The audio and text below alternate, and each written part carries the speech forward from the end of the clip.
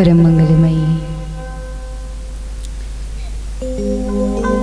परात्पर अखिलेश्वर करुणावरुणालय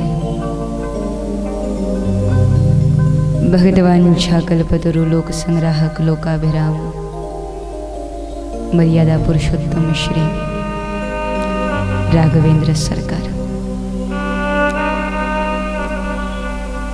और उन्हीं का यह वांगमय स्वरूप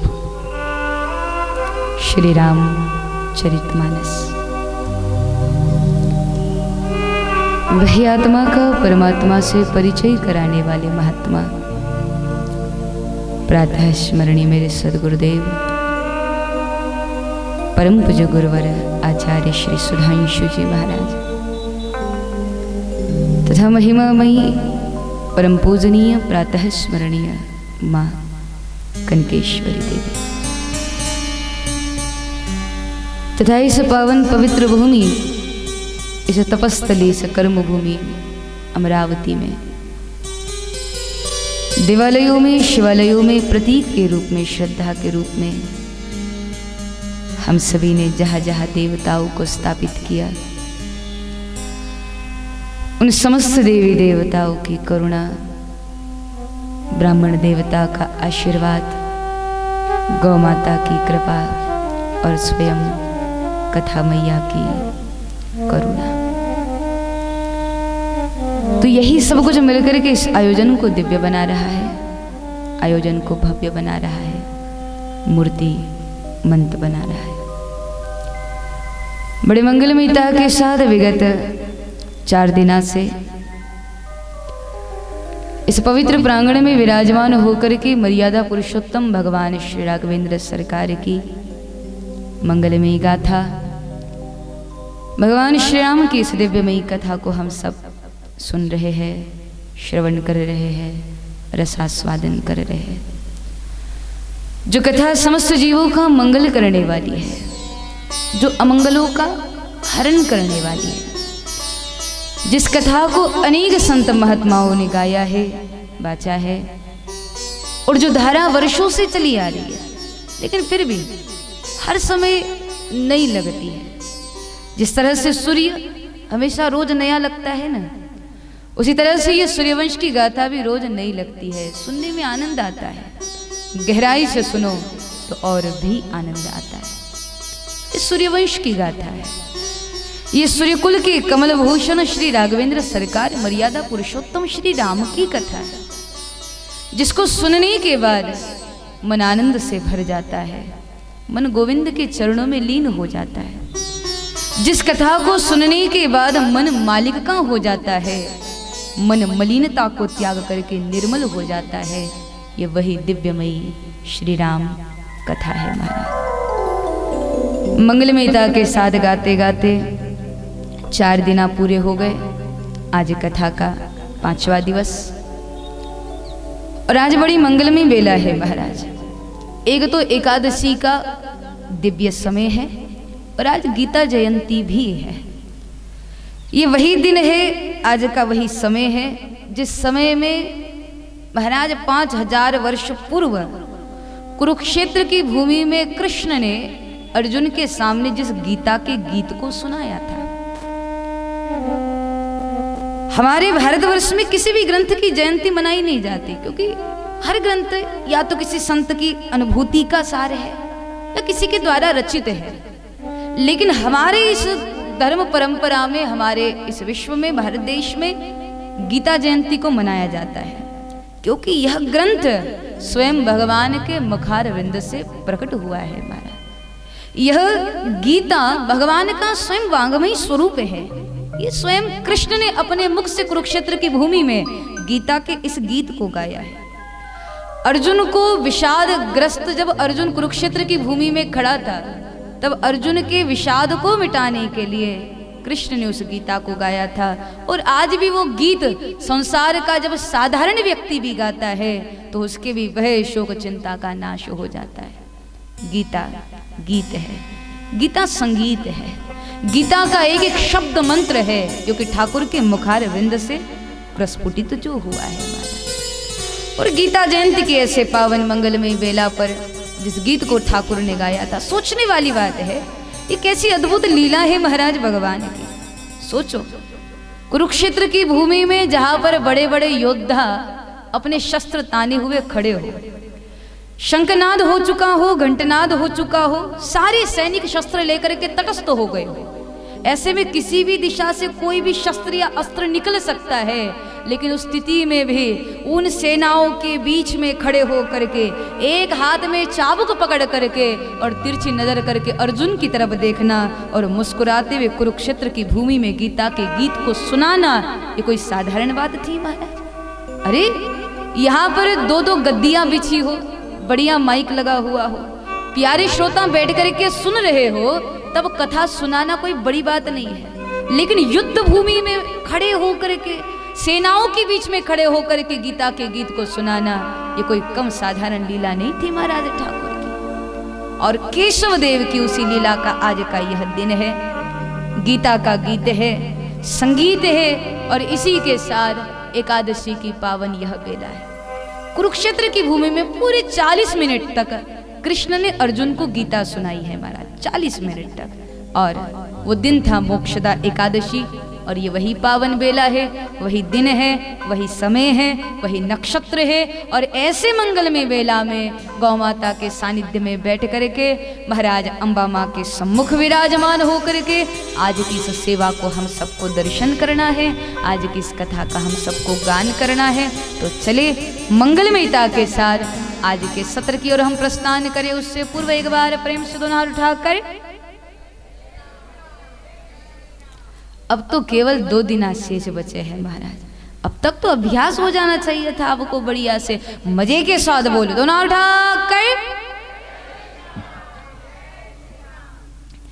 तो महाराज बड़े मंगलमयता के साथ कल के सत्र में हम सभी ने श्री सीताराम जी के युगल मिलन की कथा का दर्शन करा। जैसे ही भगवान श्री राघवेंद्र सरकार ने धनुष्य पर प्रत्यंचा चढ़ाई, भगवती पराम्बा शक्ति स्वरूपा माँ जगत जननी जानकी ने जैसे ही भगवान के गले में विजय माला पहनाई, चारों ओर आनंद था, रस बरस रहा था। सिया राम की जय हो, सियावर रामचंद्र की जय हो, चारों ओर गूंज गूंज रही थी। अब कथा जानते हैं, उसी बीच में परशुराम जी का आगमन हुआ। परशुराम जी आए गए, भगवान के वास्तविक स्वरूप को जब उन्होंने जाना तो अपना विष्णु धनुष्य भी उन्होंने भगवान को समर्पित किया। ठाकुर ने जब उस पर भी प्रत्यंचा चढ़ा दी, तब परशुराम जी को ज्ञात हुआ कि ये भले ही अवधेश के बेटा राम रूप में आए हो, पर ये है तो परब्रह्म परमात्मा ही। और जान करके परशुराम जी वहां से जय जयकार करते हुए पुनः साधना करने के लिए लौट गए।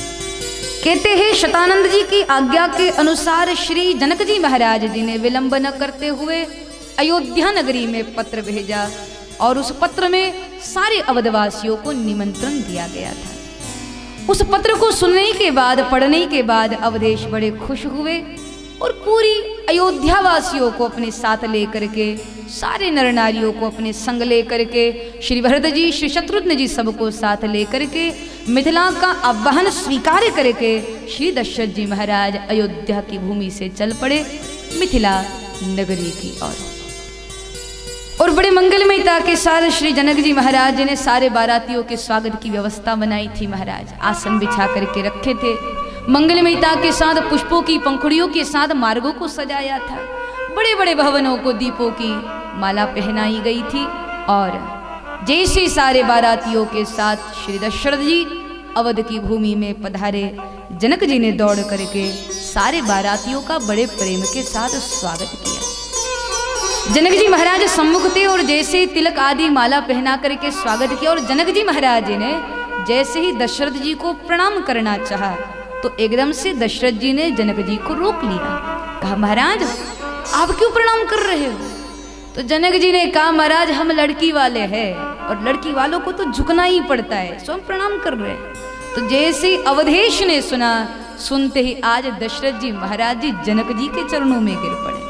तो जनक जी ने पूछा, महाराज आप उल्टी गंगा क्यों बहा रहे हो? हमेशा से तो यही होता आ रहा है कि लड़की वाले लड़के वालों के चरणों में झुकते हैं, आप लड़के वाले होकर के हमको प्रणाम करें, हमारे सामने झुके, ऐसी उल्टी गंगा क्यों बहा रहे हो? दशरथ जी ने कहा उल्टी गंगा नहीं, सही गंगा तो यही है। अरे महाराज, लड़के वालों को ही झुकना चाहिए, क्योंकि आप लड़की वाले हैं, आप कन्या दान करने वाले हैं, आप तो दाता है। हम तो याचक बन करके आपके द्वार पर आए हैं, और याचक अकड़ करके चले मजा नहीं आता। देने वाले आप हैं, दाता आप हैं, हम तो लेने वाले हैं। आप बताइए, देने वाला बड़ा होता है कि लेने वाला? तो आप दाता है, हम याचक है, झुकना तो हमको ही चाहिए। बड़े मंगलमयता के साथ आओ भगत हुई महाराज। भीतर जाकर के बैठक हुई, और उस बैठक में यह निर्णय लिया गया कि सीताराम के साथ चारों राजकुमारों का विवाह भी चारों राजकुमारियों के साथ हम संपन्न करा देंगे। मंगलमयता के साथ तिथि निश्चित करके एक ही समय में, एक ही पंडाल में, एक ही नक्षत्र में, एक ही मुहूर्त में चारों राजकुमारों का विवाह चारों राजकुमारियों के साथ संपन्न हो गया। सीता जी का राम जी के साथ, उर्मिला जी का लक्ष्मण जी के साथ, मांडवी जी का भरत जी के साथ, श्रुतकीर्ति जी का श्री शत्रुघ्न महाराज जी के साथ विवाह संपन्न हो गया। महाराज, मिथिला की भूमि में बड़ा रस था, बड़ा आनंद बरस रहा था। अब सोचने वाली बात यह है कि जिन जनक जी महाराज जी के यहाँ पर एक ही समय में 4-4 बेटियों की शादी हो रही हो, तो उनके लिए कोई कम खुशी का मौका होगा क्या?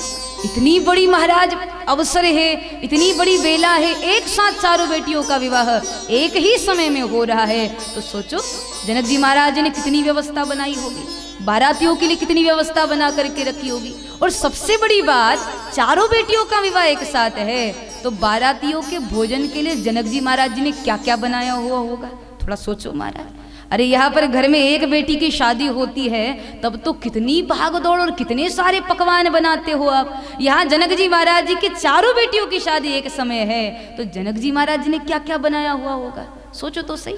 आपकी शादी में क्या क्या बनाया था? लड्डू, पापड़, रोटी, है ना, 56 व्यंजन बनाए हुए होंगे। तो जनक जी ने क्या क्या बनाया हुआ होगा? तो यहाँ पर बाबा जी हमको थोड़ा सावधान कर रहे हैं। बोले देखो भाई, जनक जी महाराज जी के यहाँ भले ही इतनी खुशी का मौका हो, भले ही चारों बेटियों का विवाह एक साथ हो रहा हो, पर यदि आप ये सोचते हो कि जनक जी ने लड्डू भी बनाई होगे, जनक जी ने पापड़ बनाए होंगे, रोटी बनाई होगी, ये सब कुछ बनाया हुआ होगा, तो आप गलत सोच रहे हो। न जनक जी महाराज जी ने लड्डू बनाया, न जनक जी महाराज जी ने कोई 56 व्यंजन बनाए, न जनक जी महाराज जी ने रोटी बनाई, न पापड़ बनाया। तो बोले क्यों नहीं बनाया? बोले जनक जी महाराज जी ने तो केवल सीता जी के विवाह में दाल और चावल ही बनाया था महाराज, क्योंकि जनक जी महाराज जी ने सोचा यदि मैं लड्डू, पापड़, रोटी ये सब कुछ बना दूंगा तो इन सारी चीज़ों को कैसे खाया जाता है। लड्डू को हम लोग कैसे खाते हैं? फोड़ के खाते हैं ना। रोटी को कैसे खाते हैं? उसको तोड़ के खाते हैं। पापड़ को कैसे खाते हैं? उसको भी फोड़ के खाते हैं। तो जनक जी मननशील है। जनक जी ने विचार किया यदि शादी के पहले दिन ही तोड़ फोड़ शुरू हो गई तो बाद में क्या होगा, इसलिए ये सब कुछ नहीं बनाया। बोले फिर क्या बनाया? बोले केवल दाल और चावल, क्योंकि दाल चावल को कैसे खाते हैं हम लोग? मिला के खाते हैं। केवल इतना ही बना था, दाल चावल और ऊपर से प्रेम रूपी घी, क्योंकि ये ऐसा पदार्थ है जिसको मिला करके खाया जाता है। जनक जी ने सोचा जब ज्ञान और भक्ति का मिलन हो रहा है, सीता राम का मिलन हो रहा है, जब ये मिलन की बेला है तो तोड़ फोड़ क्यों, पदार्थ भी ऐसा बनाया जाए जिसको मिला करके खा सके। तो दाल चावल और ऊपर से घी, ये महाराज प्रेम रूपी घी है। जिस तरह से घी खाने से हमारी हड्डियां मजबूत हो जाती है ना, उसी तरह रिश्तों में, परिवार में, समाज में यदि प्रेम हो तो वो रिश्ता मजबूत हो जाता है, वो संबंध मजबूत हो जाता है। ये संदेश दिया है श्री जनक जी महाराज जी ने मिथिला की भूमि से मंगलमयता के साथ। वैसे तो बहुत है महाराज, बहुत कथा है, पर समय का भी अभाव है ना, समय अपनी गति में चल रहा है तो हमको भी उसके पीछे चलना पड़ेगा। तो बड़े मंगलमयता के साथ ठाकुर के विवाह के इस मंगलमयी बेला पर मंगलमयी साज सज रहे हैं, मंगलमयी गान हो रहे हैं, और यहाँ पर कहते हैं स्वागत करते करते मिथिला के आवभगत का आनंद लेते लेते अयोध्या वासियों को मिथिला में 6 महीने हो गए महाराज। 6 महीने तक बाराती वही हो गए, क्योंकि कभी कुशध्वज जी महाराज आकर के रोक लेते, महाराज एक दिन और रुक जाइए। कभी जनक जी महाराज आकर के पाँव पकड़ लेते, महाराज कहाँ सेवा पूरी हुई है, एक दिन और रुक जाइए। कभी कोई आ जाता है, कभी कोई, रुकते रुकते 6 महीना जनक नगरी में ही हो गए। और अंत में वशिष्ठ जी ने कहा, राजन अब हमको लौट जाना चाहिए अयोध्या की भूमि में। सब प्रतीक्षा में हो गए। महारानियों से कह करके आए थे हम लोग कि शीघ्रता से लौट आएंगे, अब चलना चाहिए महाराज। उसके बाद जनक जी महाराज जी से विदा ली और श्री जनक जी महाराज जी से विदा ले करके दशरथ जी महाराज मिथिला की भूमि से चल पड़े अयोध्या की भूमि की ओर। अयोध्या की भूमि में जैसे ही अज्ञात हुआ कि सीताराम जी विवाह के उपरांत पधारने वाले हैं, चारों ओर तैयारियां आरंभ हो गई, मंगल साज सजाए जाने लगे। और जैसे ही मंगलमयता के साथ पूरी बारातियों के साथ भगवान राम, सीता जी, लक्ष्मण जी आदि चारों भाई जैसे ही अयोध्या की भूमि में आए, बड़े मंगलमयता के साथ तीनों माताओं ने चारों राजकुमारों की आरती उतारी, अपने बहुओं का बहुत प्रेम के साथ स्वागत किया। तो ऐसी कथा संतों से सुनी है। नियम होता है ना, शादी के बाद जब ससुराल में बहुएं आती है तो मुंह दिखाई की जाती है। तो चारों बहुएं बैठी थी आसन पर और तीनों माताएं मंगल उपहार लेकर के आ गई और सब अपनी अपनी बहू की मुंह दिखाई करने लग गए।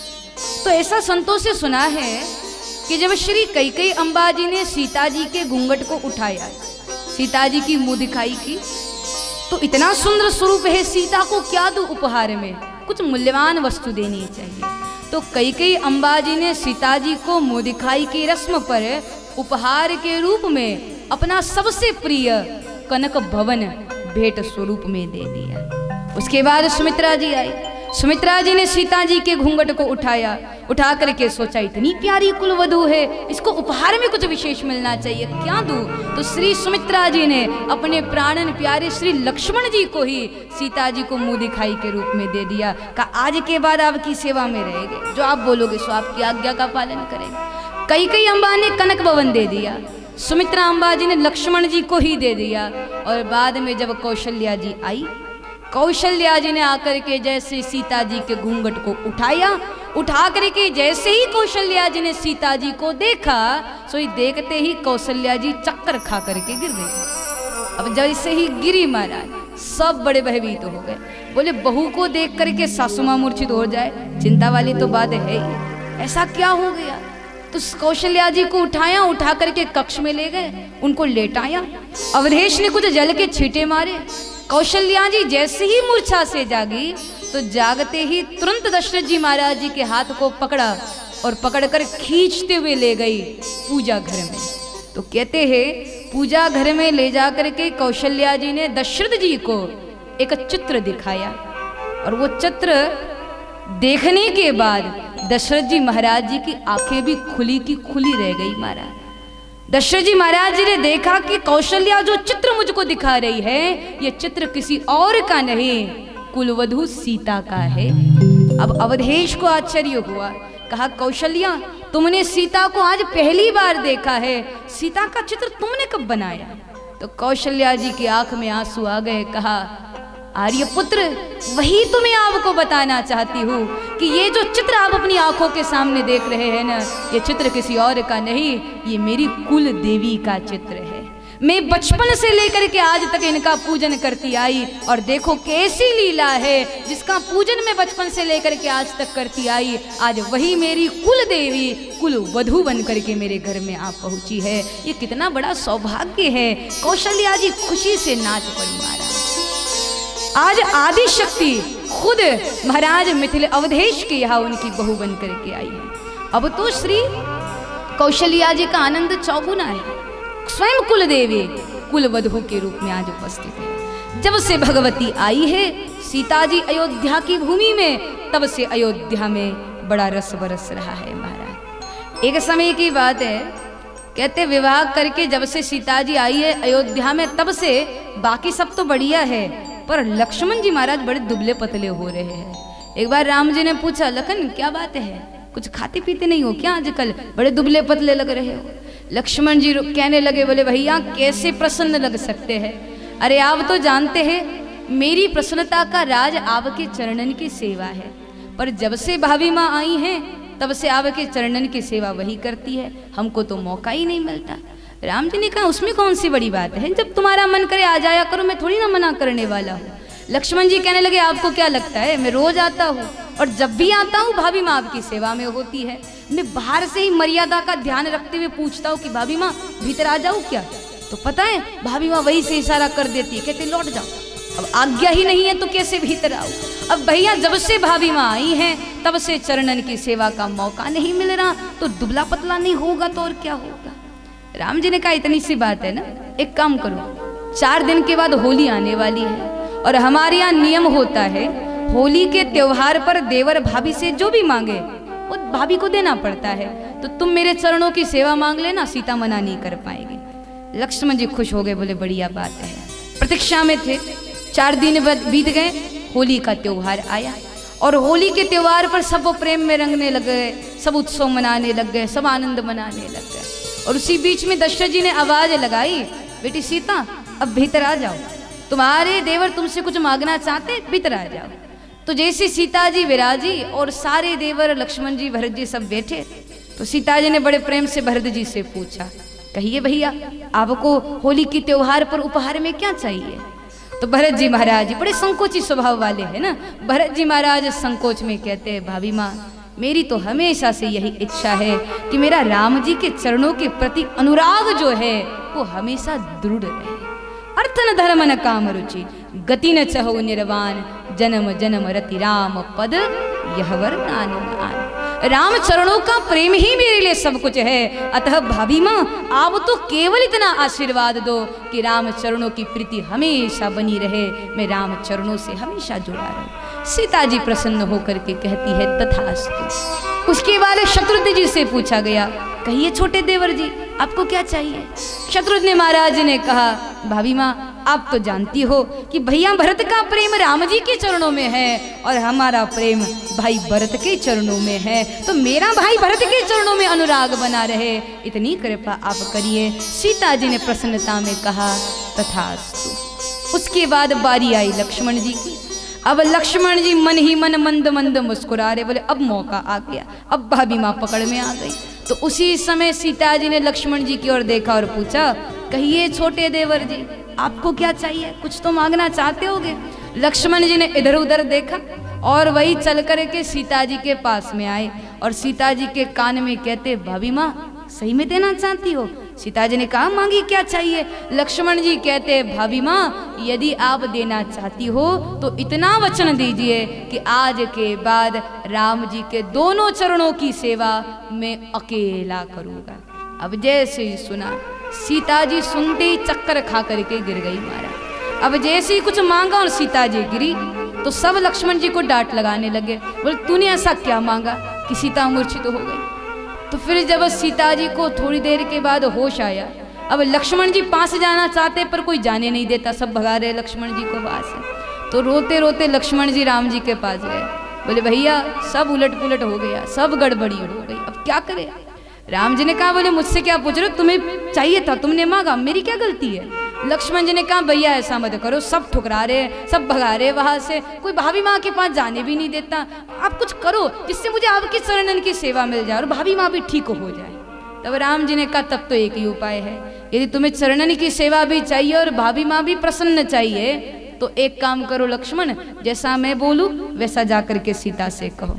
तो पता नहीं राम जी ने क्या बोला। लक्ष्मण जी गए और जाकर के सीता जी के पास में जाकर के कहते, भाभी माँ चिंता करने की कोई आवश्यकता नहीं, देखो आपकी प्रसन्नता का राज मुझको मिल चुका है, आपको भगवान के चरणन की सेवा चाहिए ना, ठीक है गलती हो गई मुझसे, मैंने आपसे राम जी के दोनों चरणों की सेवा मांगी, पर मेरे पास एक उपाय है भाभी माँ, आज के बाद दाएं वाली चरणन की सेवा आप कर लिया करो और बाएं वाले चरणन की सेवा मैं कर लिया करूँगा। सीता जी ने सुना, थोड़ी प्रसन्नता हुई, चलो दोनों चरणन की सेवा जाने से अच्छा एकाध मिल जाए तब भी जिंदगी गुजर जाएगी, एक चरणों की सेवा तो मिल रही है। सीता जी के चेहरे पर मुस्कुराहट आ गई और पुनः सब होली के उत्सव में रंगने लग गए महाराज। इस तरह से बड़े मंगलमयता के साथ, बड़े आनंदता के साथ श्री सीताराम जी की दिव्य भूमि में रस बरस रहा है, आनंद बरस रहा है और सब सीताराम जी की दिव्य राजधानी को दर्शन कर रहे हैं, वंदन कर रहे हैं। और इसी के साथ गोस्वामी तुलसीदास जी महाराज भाव के साथ गा रहे। तो आइए मंगलमयता के साथ गाते हैं। सीताराम जी की प्यारी राजधानी लागे, राजधानी लागे। मोही मीठो मीठो सरजू को पानी लागे, मोही मीठो मीठो सरजू को पानी लागे। सीताराम जी की प्यारी राजधानी लागे, राजधानी लागे। मोही मीठो मीठो सरजू को पानी लागे, मोही मीठो मीठो सरजू को पानी लागे।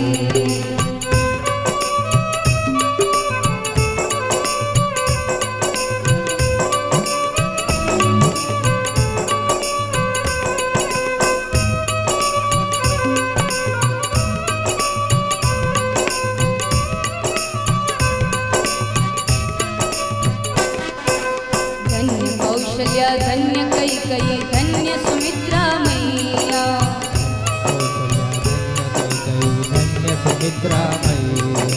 धन्य भूप दशरथ के आंगन खेलत चारों भैया। मीठी को सदीरा तेली प्रभु की वाणी लागे, प्रभु की वाणी लागे। मोही मीठो मीठो सरजू को पानी लागे। सीताराम जी की प्यारी राजधानी लागे, राजधानी लागे। मोही मीठो मीठो सरजू को पानी लागे।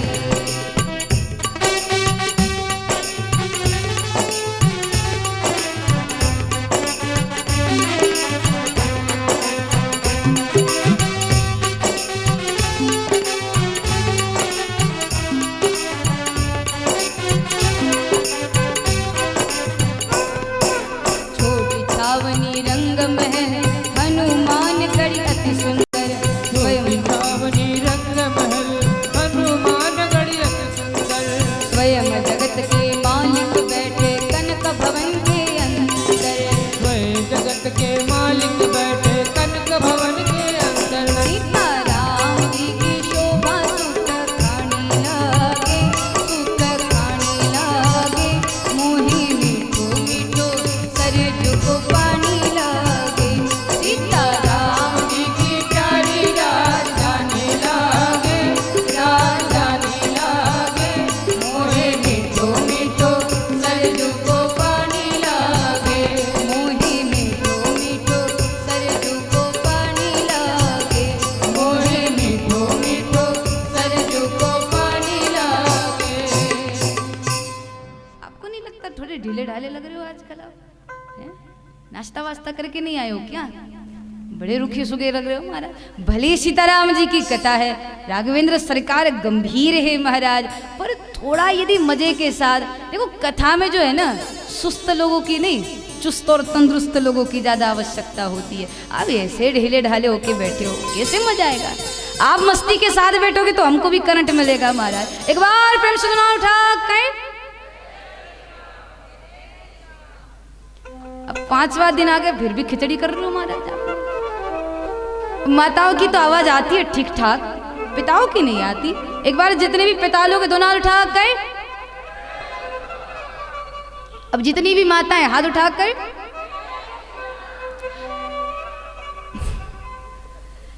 तो एक बार प्रेम से सभी एक आवाज में दोनों उठा कर जय श्री राम, जय जय श्री राम। तो बड़े मंगलमयता के साथ सीताराम जी के आगमन पर अयोध्या की भूमि में आनंद है महाराज। और इसी के साथ गोस्वामी जी मानस के पहले सोपान बालकांड को यहाँ पर मंगलमयी विश्राम करते हैं। और उसी के साथ आरंभ होता है मानस का द्वितीय सोपान अयोध्या कांड। अयोध्या कांड के आरंभ में भी बड़ी अद्भुत अद्भुत घटनाएं घटी है। कहते हैं महाराज दशरथ जी का नियम था सुबह उठना, स्नान आदि नित्य क्रिया से निवृत्त होकर के जो भी अपने दायित्व है उसको पूरा करके वो राजसभा की ओर जाते थे। तो अयोध्या कांड के आरंभ में घटना कुछ ऐसी घटी कि जैसे ही दशरथ जी महाराज नित्य क्रिया से निवृत्त होकर के स्नान आदि करके जब अपने राजसभा की ओर जा रहे थे, तो शायद राजसभा के मार्ग में बीच बीच में कुछ आईने रखे हुए थे। तो कहते चलते चलते अवधेश ने थोड़ा सा उन आईनों में झांक करके देखा। अब जैसे चलते चलते देखा तो पता चला कि इनके माथे का जो मुकुट है वो थोड़ा सा टेढ़ा हो गया है। अब उसी टेढ़े मुकुट को ठीक करने के लिए अवधेश जैसे ही आईने के पास रुके और मुकुट को ठीक करने लगे तो पता चला कि कर्ण के पास के जो बाल है वो भी थोड़े से सफेद हो गए हैं। अब उस टेढ़े मुकुट और सफेद बालों को देख करके दशरथ जी महाराज जी को लगा कि शायद ये टेढ़ा मुकुट और सफेद बाल मुझसे ये कहना चाहता है कि हे नादान, तेरी बालों की सफेदी से इतना तो सबक सीख, अब तो हरि भज, अब तो परमात्मा का सिमरन कर। ये इशारा है कि अब जीवन की शाम होने को आई है, अब भगवान के भजन में लग जा। देखो ये संकेत है, ये जो बाल सफेद होते हैं ये संकेत है महाराज। ये मृत्यु के देवता यम खुद आने से पहले लोगों को सावधान करते हैं कि अब जीवन की शाम होने को आई है, कम से कम इन सफेद बालों को देख करके समझ तो सही कि अब भगवान के भजन में लगना है। पर कलयुग का जीव बड़ा चालाक है महाराज। यमराज जी तो संकेत दे देते हैं, यमराज जी आने से पहले कुछ घंटियां बजा देते हैं। तो कहते हैं जब यमराज जी पहली घंटी बजाते हैं ना तब पता है क्या होता है, तब हमारे ये जो काले काले बाल है ये सफ़ेद हो जाते हैं। यमराज जी ने सोचा कम से कम सफ़ेद बालों को आदमी देखेगा, कम से कम समझेगा तो भजन में तो लगेगा। पर कलयुग का इंसान बड़ा चालाक है महाराज, सफ़ेद बालों को देख करके भजन नहीं करता बल्कि जाकर के उन बालों को काला करवा के आता है, फिर भी भगवान को याद नहीं करता। यमराज जी ने सोचा कोई बात नहीं, पहली घंटी से न माना दूसरी घंटी बजा दो। फिर यमराज जी दूसरी घंटी बजाते हैं, तब पता है क्या होता है, तब आदमी के दांत हिलने लग जाते हैं। यमराज जी ने सोचा कम से कम हिलते हुए दांतों को देखेगा तब तो राम बोलेगा। और कलयुग का जीव बड़ा चालाक है, दांत हिलते फिर भी राम राम नहीं बोलता, डॉक्टर के पास जाकर के नकली लगवा के आता है, फिर भी भगवान का नाम नहीं बोलता। यमराज जी ने सोचा कोई बात नहीं, तीसरी घंटी बजा देता हूँ। और जब यमराज जी तीसरी घंटी बजाते हैं तब आंखों से थोड़ा कम दिखने लग जाता है। यमराज जी ने सोचा दुनिया कम दिखेगी, कम से कम दुनिया के मालिक की याद तो आएगी। पर आदमी बड़ा चतुर है, आंखों से कम दिखता है फिर भी भगवान को देखने की इच्छा नहीं रखता, डॉक्टर के पास जाकर के चश्मा लगवा के आता है, फिर भी भगवान को याद नहीं करता। यमराज जी ने सोचा कोई बात नहीं, एक और घंटी बजा देता हूँ। और जब यमराज जी चौथी घंटी बजाते हैं तब पाँवों में तकलीफ शुरू हो जाती है। फिर महाराज बड़ी न बैठ पाते हैं न ठीक से चल पाते हैं। तो यमराज जी ने सोचा जब लाठी का सहारा लेगा तो कम से कम तब तो याद आएगा कि दुनिया का सबल सहारा परमात्मा है, कम से कम तब तो भजन करेगा। पर आदमी बड़ा चालाक है, पाँव में तकलीफ होती है तो संधिशुदा तेल लगवा लेगा, मालिश वालिश करवा लेगा, लेकिन फिर भी भगवान के पास या भगवान का नाम नहीं बोलेगा। अब 3-4 घंटियां बजाने के बाद भी यदि भगवान का भजन जीव नहीं करता तो फिर 5वीं बार यमराज जी घंटी नहीं पूरा का पूरा घंटा बजा देते हैं और आकर के उठा करके आदमी को ले जाते हैं। इसलिए जैसी पहली दूसरी बजनी शुरू हो जाए ना उसी समय महाराज भगवान के भजन में व्यक्ति ने लग जाना चाहिए। ये यमराज जी का संकेत है कि जैसी जीवन